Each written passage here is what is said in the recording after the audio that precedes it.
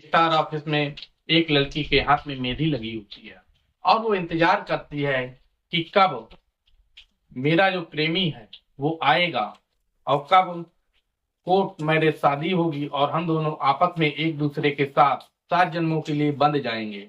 वो registrar office जाती है, बड़ी सर धज के जाती है, हाथों में मेहंदी लगी होती है। इंतजार करते करते उसको जब 1 घंटा बीत जाता है, धीरे धीरे उसको 2 घंटे बीतते हैं। ऐसे जब उसको शाम हो जाती है, रजिस्ट्रार ऑफिस को बंद होने का समय आ जाता है, तब वह परेशान हो जाती है और परेशान होने के बाद मन ही मन में जो उसका प्रेमी था उसको गालियां देने लगती है और गालियां देने के बाद वो अपने नर्सिंग होम में आ जाती है। और नर्सिंग होम में आने के बाद वो ऐसे कार्य करती है, फिर उससे बात करती है तो उसका जो प्रेमी था पार्षद वो फोन नहीं उठाता है। जब फोन नहीं उठाता तो बात टल जाती है और बात टलने के बाद फिर अगले दिन उससे बात की जाती है। तब उससे बात होती है तो वो बताता है किन्हीं कारणों से हम व्यस्त हो गए थे और नहीं आ पाए। तो जो लड़की थी उसको बहुत गुस्सा आ जाती है और गुस्सा आने के बाद फिर 3-4 दिन बाद फिर वो बुलाती है मिलने के लिए। फिर वो क्लिनिक पर मिलने जाता है। जैसे क्लिनिक पर मिलने जाता है तो क्लिनिक से आवाजें आ रही थी और जो पड़ोस के लोग थे वो सोच रहे थे आवाज क्यों आ रही है, बंद होने का नाम ही नहीं आ रहा है। क्योंकि क्लिनिक कोई भी थोड़ी बहुत तो आवाज आती है रोने पिटने की, पर इतनी आवाज आ रही थी कि बंद नहीं हो रही थी। तो बगल वाले देखने जाते हैं, आस पड़ोस के जब देखने जाते हैं तो वहां जो दृश्य था वो दृश्य देखने के बाद सभी के होश उड़ गए। क्योंकि ऐसा दृश्य था जो वाकई में पहली बार किसी ने किसी के साथ किया होगा। क्या था, जो प्रेमी था और प्रेमिका थी उसने अपने प्रेमी के ही कुछ ऐसे अंग काट दिए जिससे व्यक्ति परेशान हो गए थे। वहां खून जो था वो खून बह रहा था। नमस्कार, मैं अनुराग द्विवेदी। यदि आप हमारे चैनल पर नए हैं तो सब्सक्राइब करें, लाइक करें, शेयर करें। यदि वीडियो अच्छा लगे तो कमेंट करें। जो आज आपको घटना बताने जा रहे हैं, इस घटना में बिहार के सारण थाना के अंतर्गत एक गांव आता है मडोरा। मडोरा में एक लेडी डॉक्टर थी। लेडी डॉक्टर पहले वो एक नर्सिंग होम में काम करती थी। जब उस नर्सिंग होम में उसको किसी कारणों से वहां से अपनी नौकरी गंवाना पड़ा तो उसने एक डिसीजन लिया, क्यों ना हम अपना खुद का क्लिनिक खोल लें। फिर वो अपना खुद का क्लिनिक खोल लेती है और क्लिनिक खोलने के बाद 2 साल पहले की बात है, 2 साल पहले क्लिनिक खोलती है और क्लिनिक खोलने के बाद उसके पास मरीज आने लगते हैं। इलाज अच्छे से कर रही थी तो एक दिन एक व्यक्ति आता है और उस व्यक्ति से इलाज होता है। इलाज होने के बाद उन दोनों की आपस में बात होने लगती है। बात इतनी बढ़ जाती है कि वो एक दूसरे से संबंध बना लेते हैं और संबंध ही नहीं, बात शादी तक आ जाती है। दोनों लोग राजी हो जाते हैं शादी करने के लिए। लेकिन कहीं ना कहीं जो व्यक्ति था वो शादी को टाल दे रहा था और जो लड़की थी डॉक्टर वो प्रेशर दे रही थी कि नहीं, शादी जल्दी से जल्दी की जाए। और जो लड़का था वो टालता रहा। टालने के बाद लड़की ने उसके साथ ऐसा दुर्व्यवहार कर दिया जो किसी को किसी के साथ नहीं करना चाहिए। होता क्या है, बात होती है, बात होने के बाद शादी की बात होती है तो ये रजिस्ट्रार ऑफिस जाते हैं। रजिस्ट्रार ऑफिस में कोर्ट मैरिज शादी करते हैं। कोर्ट मैरिज शादी करने 8 फरवरी को इनका रजिस्ट्रेशन हो जाता है। जब 8 फरवरी को रजिस्ट्रेशन होता है उसके बाद ये दोनों आपस में चले आते हैं। आने के बाद कोर्ट मैरिज करने की डेट आती है। ये लोग फिर जाते हैं। फिर किसी बहाने से जो लड़का था वो उस बात को मना कर देता है, समय से नहीं आता है, समय निकल जाता है, उसके बाद आता है तो माफी मांगता है।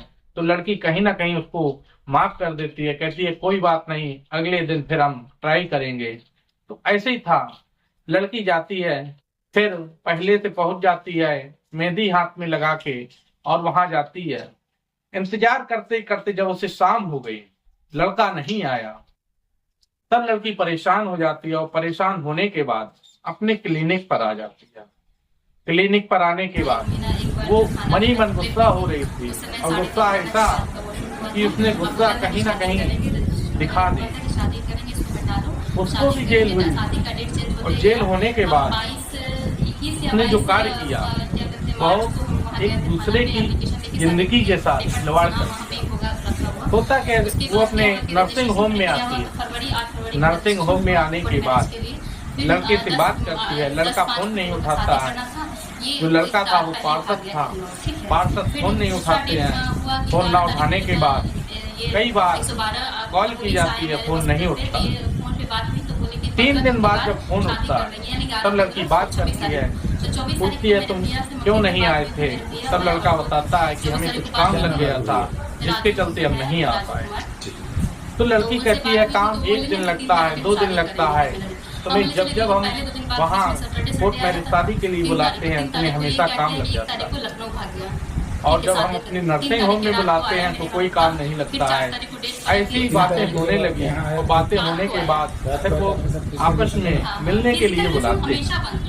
मिलने के लिए जैसे जो पार्षद था वो नर्सिंग होम जाता है, नर्सिंग होम जब जाता है तो उनकी बातें होती हैं, बातचीत होने लगती है, संबंध होता है।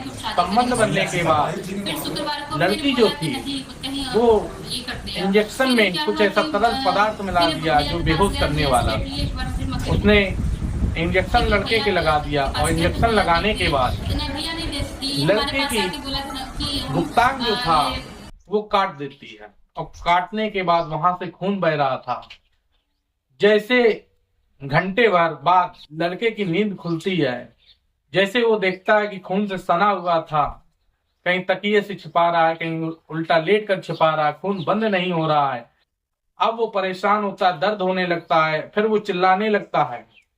चिल्लाते चिल्लाते उसको जब बहुत देर हो जाती है तब मोहल्ले वाले आते हैं, देखते हैं कि वहां जो दृश्य था वाकई बहुत गंभीर दृश्य था, जो भी देखेगा परेशान हो जाएगा। जब खून इतना देखा पड़ोसियों ने तो पुलिस को फोन करते हैं, पुलिस आती है। पुलिस जैसे आती है तो पुलिस आने के बाद लेडी डॉक्टर जो थी वो वहीं पर बैठी थी। वो लड़के के ऊपर एक सवाल कर रही थी कि तुमने मेरे साथ ऐसा क्यों किया। जब पुलिस उससे पूछती है लेडी डॉक्टर से तो वो बताती है कि हम 2 साल से रिलेशनशिप में रह रहे हैं और शादी का हमें हवाला हमेशा देते रहे हैं। शादी का हवाला देने के बाद मैं 3 बार प्रेग्नेंट हुई हूँ, जो मैं अपना दवा से डिवोर्सन करा लिया। 3 बार, 1 बार नहीं 2, मैं 3 बार प्रेग्नेंट हुई और पार्षद की वजह से मैंने अपने आप किया। मैं बाहर नहीं गई, जिसकी मैंने रिस्क ली खाली इसलिए क्योंकि हम जो दोनों आपस में शादी करने वाले थे। जो लेडीज थी वो ऐसा पुलिस को बता रही थी, फिर लेडीज और चीजें पुलिस को बताई तो पुलिस कहती है कि ठीक है कोई बात नहीं, अभी अस्पताल ले जाने के कहा है। फिर अस्पताल लेके जाते हैं, अस्पताल में एडमिट करा दिया जाता है। जो लेडी डॉक्टर थी उसको पुलिस गिरफ्तार कर लेती है। गिरफ्तार करने के बाद उसमें जो वैधानिक कार्रवाई करना है वो पुलिस कार्य करती है।